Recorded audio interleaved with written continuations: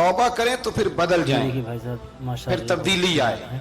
और ये कोई मुश्किल काम नहीं, जो बदलने वाले थे वो बदल गए। बड़ा कुछ करते थे पर फिर वो लोग बदल गए। हजरत फुजाला रदी अल्लाह ताला अन्हु कहते हैं कि मैं बड़ा दिलदादा था औरतों का,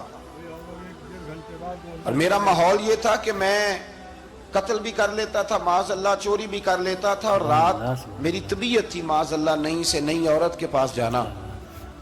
कहते हैं अबू जहल ने ऐलान किया कि जो नबी पाक अलैहिस्सलाम का सरे अक़दस माज़अल्लाह काट के लाएगा, नकले कुफ्र कुफ्र न बाशर, 100 सुर्ख ऊंट इनाम मिलेगा। तो मैंने इरादा कर लिया कि मैं बहुत सारा इनाम हासिल करूंगा। कुरान मजीद में ना अल्लाह फरमाता है कि बहुत सारे लोग ऐसे हैं जिन्हें अगर मैं रिस्क में कुशादगी दे दूं, ज्यादा पैसे दे दूं, फरमाया बागी हो जाएं, वो सरकश हो जाएं। ये बहुत सारे लोगों को जो अल्लाह तबारक व तआला एतदाल में रखता है तो ये उनके लिए बेहतर है। हर बंदा दौलत के होते हुए नेक हो सकता, तो ये अल्लाह अगर रखता है ना एतदाल में तो शुक्र करे अल्लाह का, वरना तो लोग अय्याशियां करें, पता नहीं क्या कुछ कर गुजरे। तो हजरत फुजाला कहते हैं कि मैंने खंजर तैयार किया और मैंने बगल में उसको छुपाया, ऊपर मैंने चादर ओढ़ ली। अब मुझे पता था ज़ोहर की नमाज के बाद नबी पाक सल्लल्लाहु अलैहि वसल्लम तवाफ़ काबा के लिए, बैतुल्लाह शरीफ के तवाफ़ के लिए जाते हैं। कहते मैं भी उस तरफ बढ़ा। रस्ते में ना वो खातून जिसके घर मैंने रात आना था, मैंने दरवाजे पे दस्तक दी। मैंने कहा कि तैयार रहना, तैयार रहना, आज मैं बड़े पैसे लेके आऊंगा। उसे मैंने ये कहा और फिर मैं चला गया बैतुल्लाह शरीफ का तवाफ करने। कहते हैं अल्लाह के महबूब भी तवाफ कर रहे थे तो मैंने भी तवाफ शुरू कर दिया। इरादा ये था कि जहां नबी पाक अलैहिस्सलाम मेरे करीब से गुजरेंगे तो मौका पाकर मैं हुजूर के जिस्म अक़दस पर खंजर खोप दूंगा और माज़अल्लाह शहीद कर दूंगा। कहते हैं हुजूर एक दफा भी मेरे पास से गुजरे तो मैं हिम्मत ना कर सका, दूसरी दफा भी पास से गुजरे तो मैं हिम्मत ना कर सका, तीसरी दफा भी गुजरे तो मैं हिम्मत। नबी करीम सल्लल्लाहु अलैहि वसल्लम 2-3 दफा गुजरे तो फरमाते हैं कि मुझे मौका ना मिला, इसलिए कि हुजूर फरमाते हैं अल्लाह ने रोब के साथ मेरी मदद फरमाई, दुश्मन पर मेरा रोब तारी हो जाता है। फरमाते हैं जब चक्कर पूरे हो गए तो महबूब करीम ना छठे चक्कर पे फरमाने लगे फुजाला चक्कर एक रह गया है, बेखबर हो जो गुलामों से वो आका क्या है, एक फेरा रह गया। कहते तवाफ मुकम्मल हो गया तो महबूब मेरे करीब आए, फरमाया वो काम करते क्यों नहीं जिसके लिए आए थे। मैंने अर्ज की या रसूलल्लाह कौन सा काम, कैसा काम? अंदर तो चोर था ना, बांझ फकीरों किसे नहीं मारिया, ए हुई चोर अंदर दा, अंदर चोर था ना। कहते हुजूर ने मुझे कंधे से पकड़ के हिलाया, फरमाया करते क्यों नहीं। जब हुजूर ने हिलाया तो वो खंजर भी पैरों में गिरा और मैं भी रसूलुल्लाह के पैरों में गिर गया। मैंने कहा हुजूर मुझे कलमा पढ़ा दें। कहते हैं हुजूर ने पहले मेरे दिल पे दस्ते मुबारक फेरा, फिर मेरे नबी ने मुझे कलमा पढ़ा दिया। अब ना मुरीद होने वाला कहता है कि जी आहिस्ता आहिस्ता मैं ठीक हो जाऊंगा। अब वो आहिस्ता आहिस्ता का क्या तर्जुमा है ये बिल्कुल समझ नहीं आती। भाई किसी बंदे से 5 लाख रुपया लेना है तो उससे वो कहता है जी मैं आहिस्ता आहिस्ता दूंगा, 500 रुपया दे दिया करूंगा रोज का, तो कहते हैं मेरी रकम खराब होती, पूरे दो। और नेकी की बात जब आती है तो कहते हैं हजरत साहब दीन इतना सख्त नहीं है, मैं आहिस्ता आहिस्ता ठीक हो जाऊंगा। अब मैं मगरिब इशा पढ़नी शुरू कर दी है मैंने, अब मैं तस्बीह ले ली है, कल मैंने भी आहिस्ता आहिस्ता मैं ठीक हो जाऊंगा। यानी रकम लेनी हो तो वो आहिस्ता आहिस्ता कबूल नहीं है। लेकिन और मकान की रजिस्ट्री अगर करानी हो तो मालिक मकान कहे आहिस्ता आहिस्ता करा लो, कहते हैं पैसे पूरे दिए, सवेरे चल और बयान दे। ये क्या बात हुई? यहां ये जो हमारा माहौल था ना, कर लेंगे हो जाएगा, यकीन करें लोग कब्रों में चले गए हैं पर मस्जिदों में नहीं आए।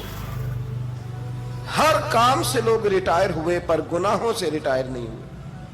आखिर तक तबाही उतर गई लेकिन लोग बदलने को तैयार ना हुए।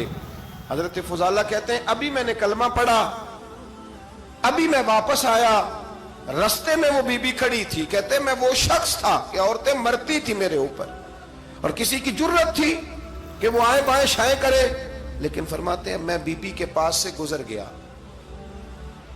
पहले तो उसका ख्याल था रुकेगा, लेकिन जब मैं रुका ना तो दरवाजे पे आई, और जब मैं गुजर गया तो उसने आवाज दी, लेकिन मैंने सुनी अनसुनी कर दी। जब आगे बढ़ा तो मेरे पीछे दौड़ी।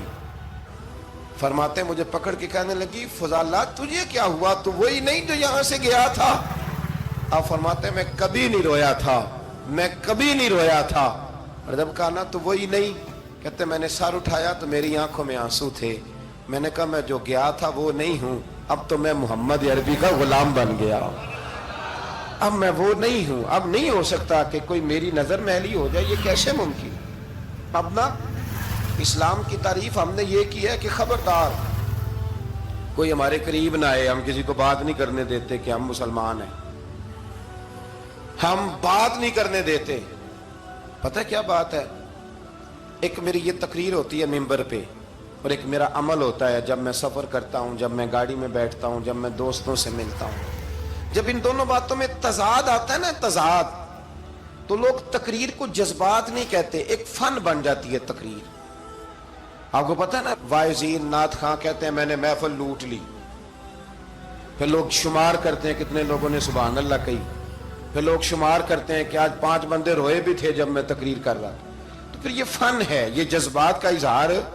سمجھ لیں بات کو کہ عمل جب آپ نہیں نہ کرتے عمل, تو آپ خود بڑے بے چین رہتے ہیں کہ یار یہ میں کیا کر رہا ہوں, یہ کون سا گورکھ دھندا ہے کہ میرا عمل صفر ہوتا جا رہا ہے.